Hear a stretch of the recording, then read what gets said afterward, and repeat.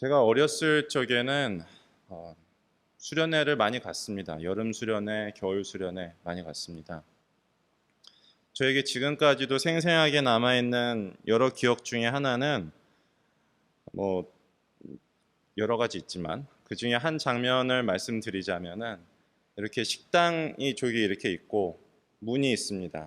그리고 식당 안에서는 카레의 향기가 새어 나오고 있죠. 왜냐하면 수련회 하면 역시 카레 아니겠습니까? 그리고 저와 같은 아이들이 그 앞에 줄을 서 있습니다. 그리고 문 앞에는 선생님이 서 계시죠. 그래서 한 명씩 한 명씩 선생님 앞에서 오늘의 성경 암송 구절을 외웁니다. 그래서 틀리지 않고 외운 아이는 식당 안으로 입장하고 틀리면은 맨 뒤로 다시 가야 됩니다. 그래서 제가 그때 무슨 구절을 외웠는지는 기억이 나지 않지만 그때 식당 안에서 풍겨오던 그 카레 향기, 그리고 줄이 조금씩 줄어들면서 제 차례가 다가올 때 그런 긴장감, 그때 그 광경만큼은 저에게 굉장히 생생하게 남아 있습니다. 그렇게까지 했던 이유는 밥을 먹는 것보다 성경 말씀을 암송하는 게, 외우는 게 더 먼저 해야 될 일이고 더 중요한 일이다. 그런 가르침을 아이들에게 주려고 한 게 아닐까 싶습니다. 지금도 한국 교회가 그렇게 하는지 잘 모르겠지만 뭐 방식이야 어떤지 몰라도 성경 말씀을 암송하는 건 참 좋은 일이 맞는 것 같습니다. 그런데 우리가 어렸을 때는 그렇게 억지로라고 할 수도 있겠지만 그렇게 누가 외우라고 말을 하고 또 뭐 달란트 시장을 하면서 달란트를 나눠주고 성경 암송 대회를 하고 이런저런 이유로 우리가 그 성경 말씀을 외우도록 하는 그런 기회들이 많이 있었는데 우리가 다 커서는 그럴 일이 그렇게까지는 많지 않은 것 같습니다. 우리한테 누가 와가지고 이거 외웠습니까? 안 외웠습니까? 검사하는 사람도 없고 외우라고 뭐라고 하는 사람도 없고. 그런데 성경 구절을 외우는 게 그렇게 아이들한테 하라고 할 만큼 좋은 일이면 왜 어른이 된 우리는 그렇게까지 잘은 안 하는 걸까요? 제가 지금까지 말씀은 안 드렸지만 제가 저저번에 나눴던 그 설교 있지 않습니까? 요한 3서 2절 사랑의 인사라고 했던 사랑하는 그대여 당신의 영혼이 잘 되고 있는 것처럼 당신이 모든 면에 있어서 잘 되고 몸이 건강하기를 제가 기도합니다. 라는 말씀이나 지난번에 시편 119편에 105절에 주님의 말씀은 내 발에 등불이고 내 길에 빛입니다. 라는 말씀이나 아니면 우리가 오늘 보고 있는 항상 기뻐하십시오. 끊임없이 기도하십시오. 모든 일에 감사하십시오. 이것이 그리스도 예수 안에서 여러분들을 향한 하나님의 뜻입니다. 라는 구절이나 다 어려서부터 교회를 다니신 분이라면 언젠가 누군가 외우라고 했을 법한 그런 성경 암송 구절이죠. 그렇지 않다 하더라도 어딘가 교회 달력의 어떤 한 구석에 있든지 아니면 어딘가 액자에서 보셨든지 할 만큼 유명한 구절들입니다.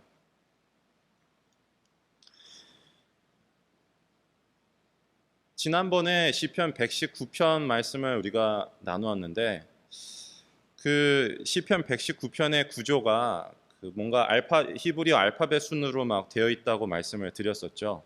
그래서 히브리어 알파벳에 글자가 22개가 있는데 우리말로 치면은 처음에 8줄은 다 기역으로 시작하고 다음 8줄은 니은으로 시작하고 그 다음은 디귿으로 시작하고 이게 176행이나 있는 이유가 한 글자당 8줄 해가지고 히브리어의 알파벳 글자가 22개 있거든요. 그래서 176행 엄청 길다고 말씀을 드렸습니다.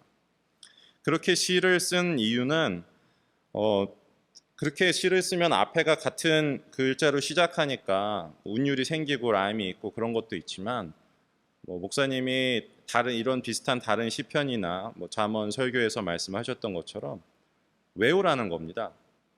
내가 이 시편을 외울 때 내가 지금 8줄 외우고 지금 9번째 줄인데 9번째 줄이면은 니은으로 시작하는 건데 라는 식으로 스스로 생각하면서 외우는데 도움이 되라는 의미로 그렇게 알파벳 순서대로 기역, 니은, 디귿 우리말로 치면 그렇게 시를 길게 쓴 겁니다.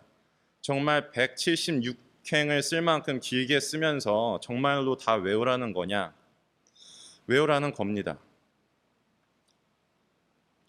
그런데 이게 저는 이런 구조가 정말로 멋지다고 생각하는 게, 우리가 지난번에 보았던 것처럼, 아니 지난번에 안 오셨어도 이미 익히 알고 계신 것처럼 그런 유명한 구절들이 있지 않습니까?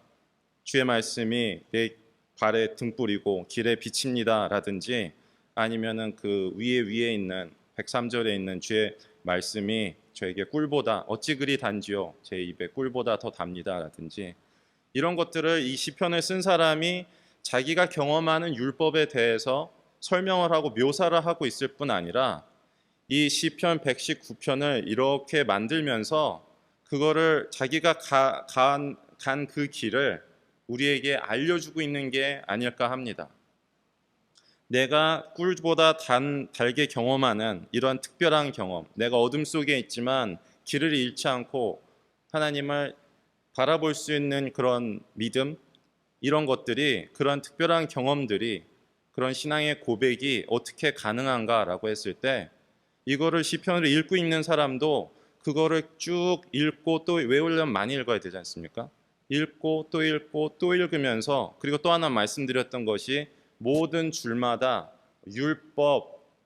율법이나 그거랑 비슷한 단어들이 한 번씩 나온다고 말씀드렸죠. 율법, 계명, 말씀, 이런 것들이 한 번씩 나옵니다. 그러니까 이 내용 자체가 제가 율법을 읽고 또 읽습니다 라는 내용을 말하는 것뿐 아니라 그 시 자체에 그게 계속 나오고 있기 때문에, 이걸 정말로 외우는 사람한테는 그거를 이 시편 119편을 쓴 사람이 하는 경험 같은 그거를 비슷하게 그 가는 길을 갈 수 있게 만들어 놓은 거라고 생각을 합니다. 정말로 그거를 정말로 외우면서 계속 매 행을 외울 때마다 하나님의 율법에 대해서, 말씀에 대해서, 명령에 대해서 계속해서 마음에 새기는 것이죠.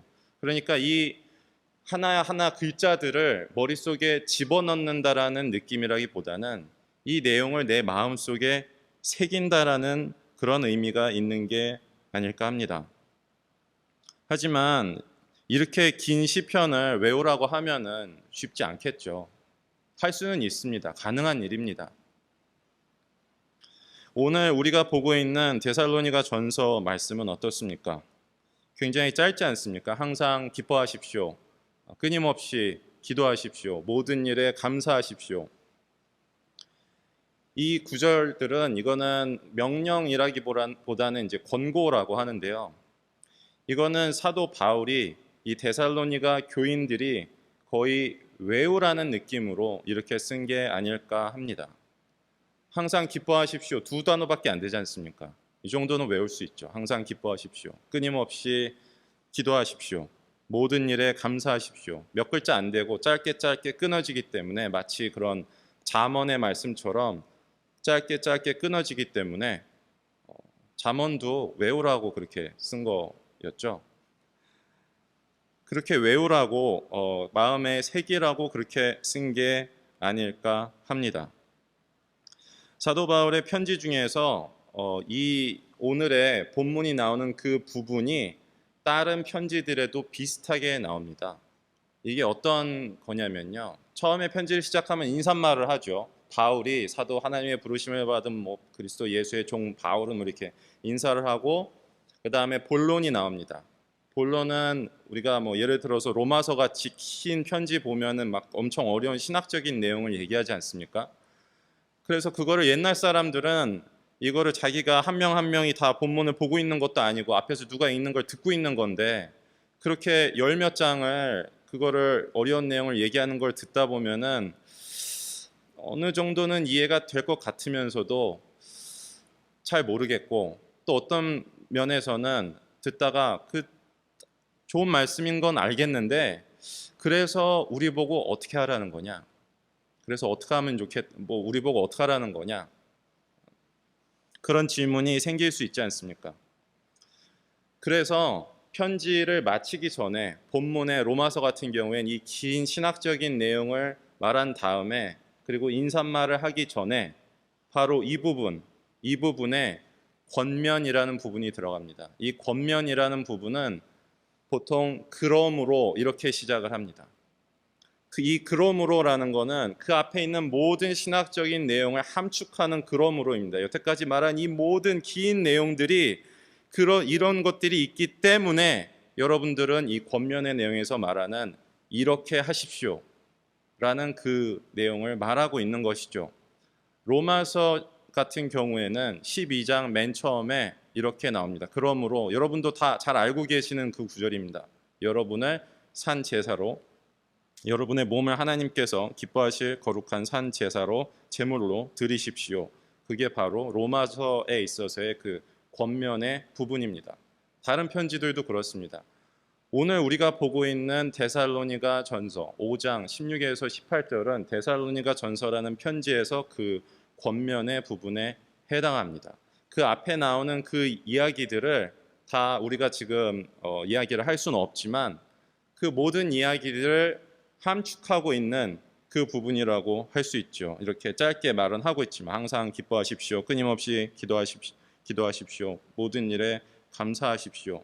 그렇게 말을 하고 있는 거죠.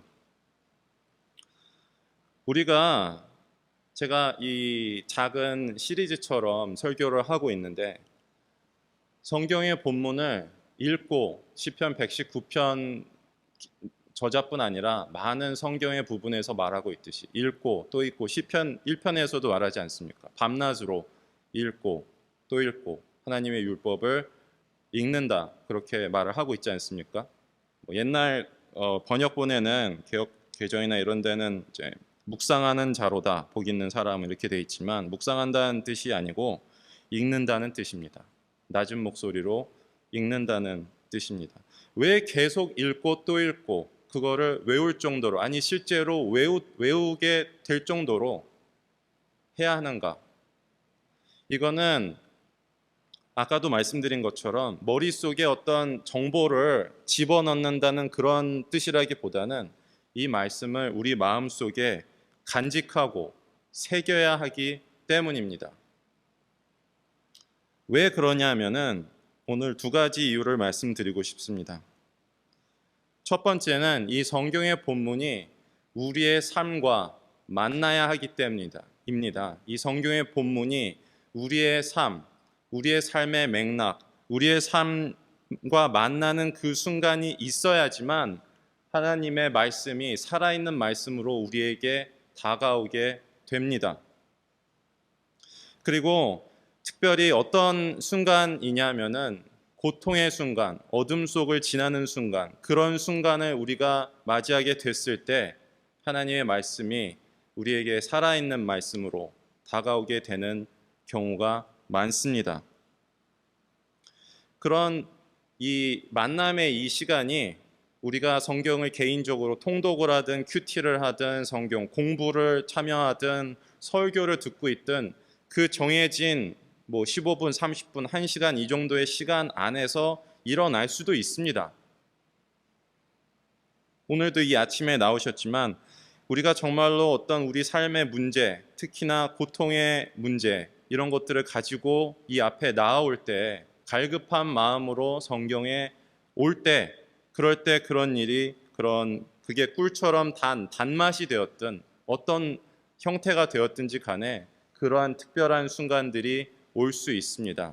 하지만 반대로 예배 시간이 되었다면 예배 시간이 끝나고 나가는 순간 우리 안에서 그 본문에 대한 게 정리가 된다면 왜냐하면 다음 설교 시간에 또 다른 본문을 할 테니까 다음 큐티 시간에는 다른 본문을 묵상할 것이고 내일 성경 통독할 때는 그 다음 장들을 읽을 거니까 그 전에 읽었던 것이 우리 안에서 마무리가 되고 끝이 난다면 우리 마음속에 깊이 새겨져서 남아있지 않는다면 그렇다면 정말로 우리가 그러한 말씀들이 필요한 그 순간에 우리 안에 그 말씀이 없을 수도 있다는 말씀입니다.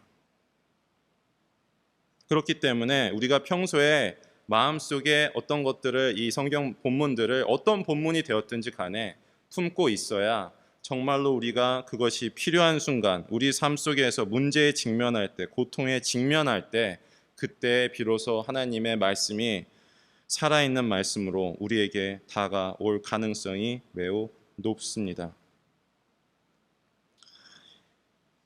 성경의 본문을 우리 마음속에 간직해야 하는 두 번째 이유는 이거는 다른 사람이 해줄 수 없는 일이기 때문입니다. 다른 사람이 해줄 수가 없는 일입니다. 시편 119편 저자가 말하고 있죠. 내가 지금 죽을 것 같다. 너무 고통 속에 있다. 다른 시편에서도 그렇게 말을 하고 있습니다. 내 몸이 뭐 촛농처럼 녹는 것 같다고 말하는 시편 저자들도 있고, 물이 턱까지 차오르는 것 같다는 사람들도 있고, 뼈마디가 다 그냥 끊어지는 것 같다고 말하는 사람들도 있습니다. 시편 119편이 저자가 그렇게 쓰고 있는데 다른 사람이 와서 이렇게 말을 할 수가 있겠습니까? 하나님의 율법을 한번 묵상해봐, 읽고 또 읽고 해봐. 그러면은 너의 삶이 지금 쓴맛이지만 꿀보다 단맛을 느끼게 될 수 있을 거야. 김 집사님, 그러셔야죠. 이렇게 누가 말을 할 수 있겠습니까? 정말로 깊은 어둠 속에 있는 사람에게.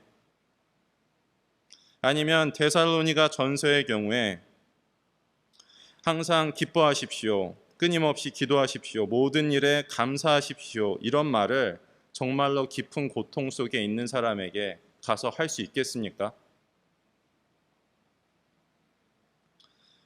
시편 119편 저자가 자기가 지금 정말 죽을 것처럼 위험하고 힘든 상황, 고통 속에 있는 상황, 어둠 속에 있다고 말을 하는 것처럼 다 성경의 많은 본문들이 이 고통을 배경으로 하고 있습니다.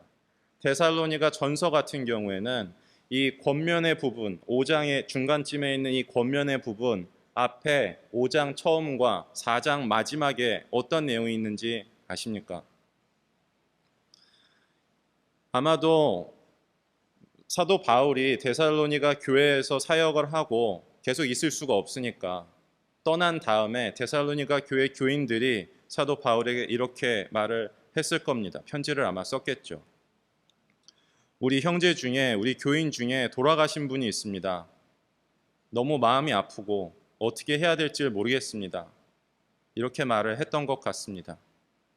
그래서 4장의 맨 마지막 부분에서는 사도 바울이 형제 자매 여러분, 우리는 여러분이 잠든 사람의 문제를 모르고 지내는 것을 원하지 않습니다. 그러면서 예수님이 다시 오실 때 뭐 잠든 사람이 먼저 깨어나고 뭐 이런 얘기를 하는 이유가 어떤 지식을 알려주려고 하는 게 아니라 이 슬픔 속에 잠겨 있는 교인들에게 위로를 하기 위해서 그런 말을 하고 있는 것입니다. 그래서 4장의 맨 마지막에서도 그러므로 여러분은 이런 말로 서로 위로하십시오. 5장의 첫 부분에서도 마지막 때에 대한 이야기를 하고 있습니다. 사도 바울이 왜 모르겠습니까? 사도 바울, 이 고린도 교회가, 데살로니가 교회가 지금 처해 있는 이 상황, 사랑하는 사람을 잃은 그 상황을 왜 모르겠습니까? 사도 바울 본인도 본인이 다른 데서 얘기하듯이 많은 고생을 했다고 하지 않습니까? 왜 다른 사도들은 다 어디 교회에 가나 방문한 교회에서 대접받고 있는데 나랑 바나바는 계속 일을 해야 하는가? 복음을 전할 때 사람들이 배척하고 잡혀서 고문도 당하고 심지어 교회 안에서도 저 사람이 사도가 맞냐? 예수님이 정하신 12명 중에 하나가 아니라던데? 예수님이랑 같이 있었던 적도 없다던데? 글은 좀 잘 쓰는 것 같은데 실제로 만나보니까 좀 별로던데? 설교 좀 그냥 그런 것 같던데? 이런 말을 듣고 다니던 사람이었습니다. 그런데 왜 사도 바울이 모르겠습니까? 항상 기뻐할 수만 없고 끊임없이 기도하기가 힘들고 모든 일에 감사하기가 어렵다는 것을 왜 사도 바울이 모르겠습니까? 그럼에도 불구하고 이 깊은 슬픔에 빠져 있는 데살로니가 교회 교인들에게 이렇게 항상 기뻐하십시오, 끊임없이 기도하십시오, 모든 일에 감사하십시오라고 말할 수 있는 이유는 이것이 정말로 그리스도 예수 안에서 우리를 향한 하나님의 뜻이라고 깊이 확신하고 있기 때문입니다. 그리고 이거는 다른 사람이 우리에게 해줄 수가 없는 말이죠. 우리가 정말로 깊은 슬픔 속에 있을 때 누가 와서 이때야말로 기뻐해야 할 때고 이런 일 속에서도 감사해야 하고 지금이야말로 기도해야 할 때야 이런 말을 누가 할 수 있겠습니까? 정말로 깊은 어둠 속에 있는 고통의 시간을 지나는 사람에게 그렇게 말을 해서도 안 되고 할 수도 없죠, 우리가. 바로 그렇기 때문에 우리 각자가, 우리 스스로가 이 말씀을 마음속에 새기고 가지고 있어야 하는 것이고, 그렇게 할 때 하나님의 말씀이 우리의 삶 속에서 살아있는 말씀으로 다가오게 되고, 그러한 특별한 꿀보다 단맛이 됐든 어떤 형태가 되었든지 간에 그러한 특별한 순간을 경험할 수 있게 되는 것입니다. 바로 그것이 은혜로운 일이고 아름다운 일이라고 생각합니다. 그래서 오늘 이 시간에 나눈 이 말씀, 항상 기뻐하십시오, 끊임없이 기도하십시오, 모든 일에 감사하십시오라는 이 말씀이 오늘 예배가 끝나더라도, 오늘 점심시간에 잠깐 식사하고 기지개를 켤 때, 오늘 밤 잠자리에 들 때 잠들기 그 전의 순간에, 내일 아침에 일어나셨을 때 여러분의 마음속에 떠오르기를 간절히 기도합니다. 그래서 여러분의 삶 속에서 여러분만이 경험하는 하나님의 특별하신 은혜와 살아있는 말씀을 여러분들도 경험하고 나눌 수 있게 되기를 기원합니다. 잠시 기도하겠습니다. 하나님, 고맙습니다. 주의 말씀을 읽고 또 읽고 힘든 시간이 있을수록 그것에 더 매달리고 마음에 새기고 그렇게 살아갈 수 있도록 도와주십시오. 고통의 순간을 지날 때, 어둠의 시간을 지날 때 우리가 길을 잃지 않도록 그곳에서도 하나님을 바라보고 기도할 수 있도록, 그 안에서도 감사의 이유를, 기쁨의 이유를 찾아갈 수 있도록 도와주십시오. 예수님의 이름으로 기도합니다. 아멘.